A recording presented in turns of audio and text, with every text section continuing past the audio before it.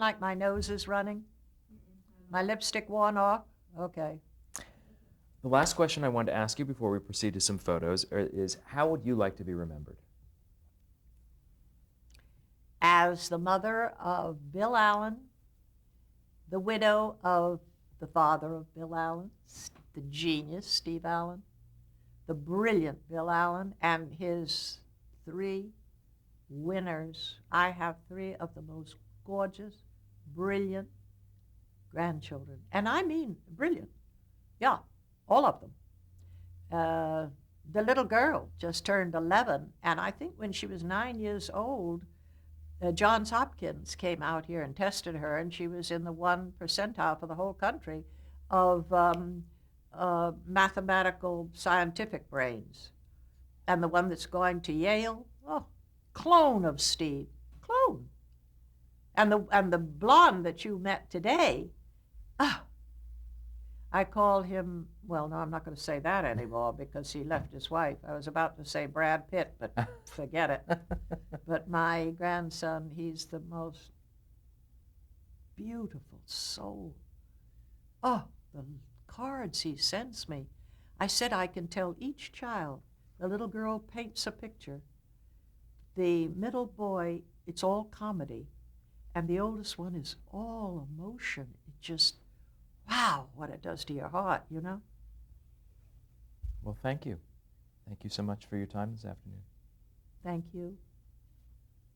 It's been a great life. God's blessed me, really blessed me.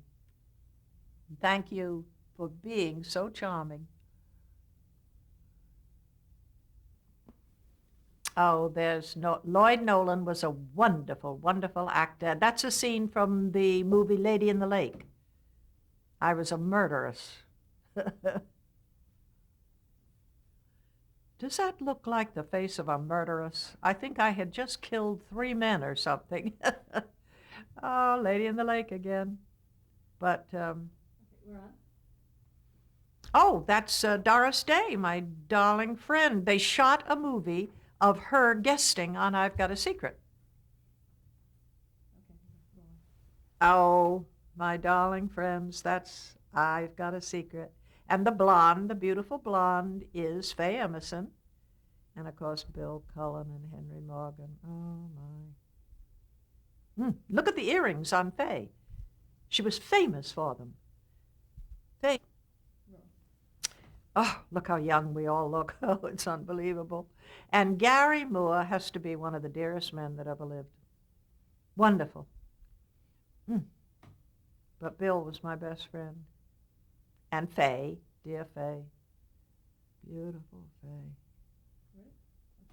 Yes, I did Audrey and I did the Murrow show first, then Steve and I did it in New York, then we did it out here with all the children. And That's person to person? Oh yeah, person to person. And the only time Ed Murrow came to, after the show, he came to our little apartment and had a drink with Audrey and me.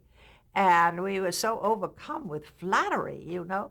And then I don't remember whether he was going out of town or ill or what, but he asked to have me do the show while he was gone. And Audrey said to her manager, "Don't tell Jayne, I'm doing it." And she did it without telling me.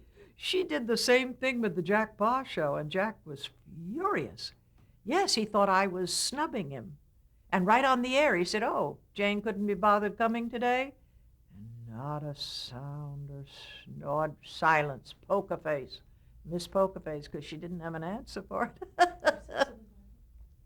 Can you tell me about working with your sister? Was there any sibling rivalry ever? She was very difficult, very difficult. When we did Sisters, you know, we did Sisters together. The NBC drama Yeah. in the 90s. And it was an adorable show. And she had called me from out of town and said she was turning it down. And I said, "Why?" And she said, "The parts are too small and I don't like it." And I said, "Okay, Aud, that's all right. I'm going to do it."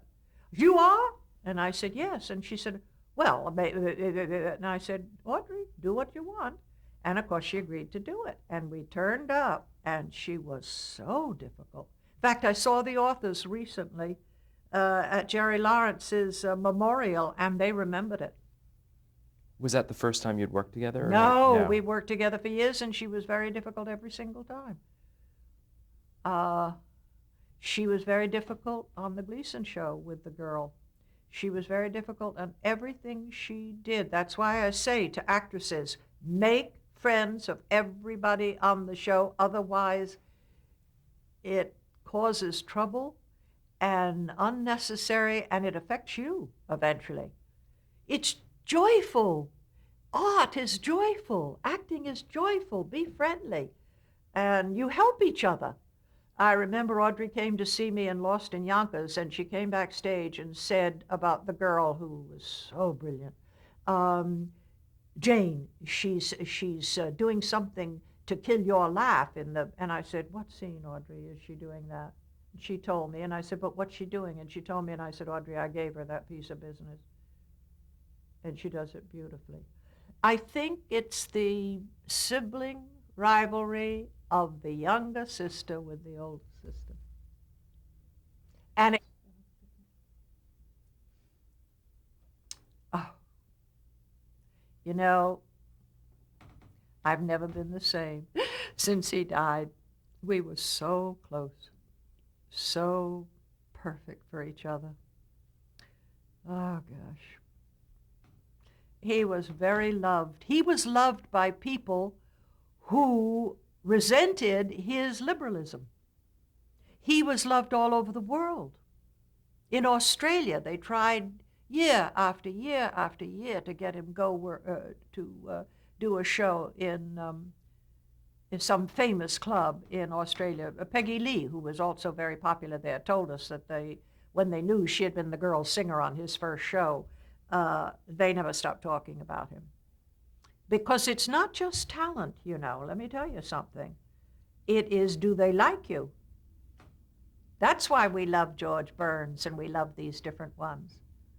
They loved Steve. He had a quality that was very appealing.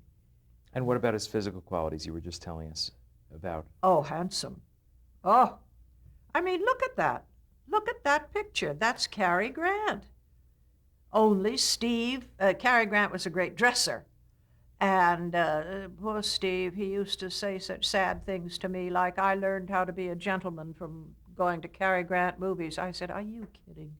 You were born a gentleman.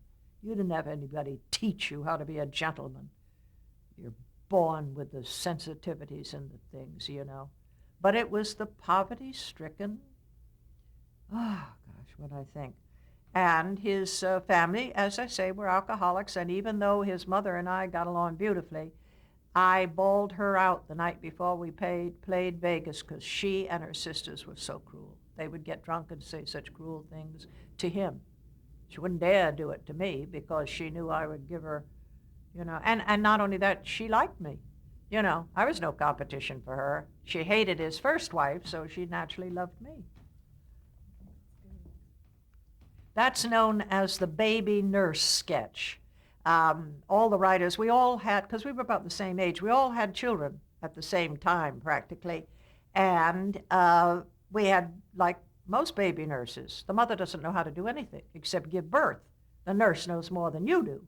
And so Audrey played the nurse that kept telling Steve he didn't know how to feed the baby, he didn't know how to, what is he doing there? It looks like a bottle or something, It looks like he's testing the bottle on his wrist, but spilling the milk out. Yeah, exactly. And you can see from Audrey's pose, you see it's that Mr. Allen, kind of thing. And I am the upset mother standing there because she's being so, that was the screams we got on that because the audience, everybody knows the baby nurse is a pain in the neck. That was such a cute show. Oh, my word. That was a wonderful birthday party for Jackie Gleason, and I don't remember whether it was his 40th. I don't think it could have been his 50th, but that is me on the left, then Polly Bergen, on the other side, Jayne Mansfield, and, of course, Audrey, and then Joyce Randolph, who was, Trixie upstairs. And we're all with the big star. The world's greatest comedian, he called himself, always. he says that either Sinatra or Lucy gave him that name, the world's greatest comedian. And he would call up. He would never say, "This is Jackie." He would say, "Hello, it's the world's greatest comedian. What are you doing? Come on over." Uh-huh. And of course, that's Ed Sullivan. And you know, we were such dear friends until Steve Show went opposite Ed Sullivan, and then it was Lou Wasserman, who was Ed's agent, and if a star went on the Steve Allen Show, forget it. You'll never be on Ed Sullivan. And they made that known, and it was very difficult for Steve. And when we won, I've Got a Secret won the Emmy Award. You may have seen the thing in the other room. I refused to go on the Ed Sullivan Show. And consequently, my darling friends on the show wouldn't go on either. No, I wouldn't go on the show when they were being so mean to Steve. Bill was also saying about that that Ed Sullivan had asked you to help out with the formation of the Television Academy. Oh, absolutely. It was Ed, the people who I say they were three jealous old men. They had started the Academy in Hollywood, and it was booming here. But television was booming in New York. That was the golden age. We had all the great stars and everything. And all of a sudden, Mark Goodson said to me, "Jayne, Ed Sullivan," because we were good friends at that time, "Ed Sullivan, Bob Lewine, and I want you to come to a meeting.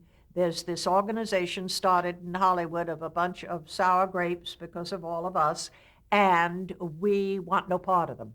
And I would go and sit and listen to these three old men gripe about the Academy, and all of a sudden they decided to have a New York version of the Academy, and they wanted me to be the first female governor of it. But Steve and I were dating, and all I wanted to do was go out with Steve and not listen to them.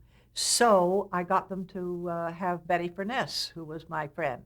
She was she did the announcing on Studio One, I think it was Studio One, opening the refrigerator or something. So she came over, and she and I would sit and talk while they were all carrying on. And they did start the New York branch. And the first big meeting was held at Radio City Music Hall. Steve and I are on it, not on the stage, but in the audience. They did a big close-up of us. And this rivalry, jealousy, it's a waste of time. Total. Thank you. That is the premiere of the Benny Goodman story. And Steve, as you know, was the star, played Benny. And that's the premiere in Chicago. They were both Chicago boys, Steve and Benny. As you can see, that's Stevie Lawrence, me, Andy Williams, and Steve. And that's the summer we were all out here in California, because how he did it, I'll never know. He was doing the Tonight Show every night at the Ambassador Hotel, that's around the pool, getting up at 5 o'clock, being at Universal to do the Benny Goodman story all day long, shooting it, coming back and doing the hour show opposite Ed Sullivan, the Sunday show, all at the same time, because they couldn't get anybody to replace him on the Tonight Show.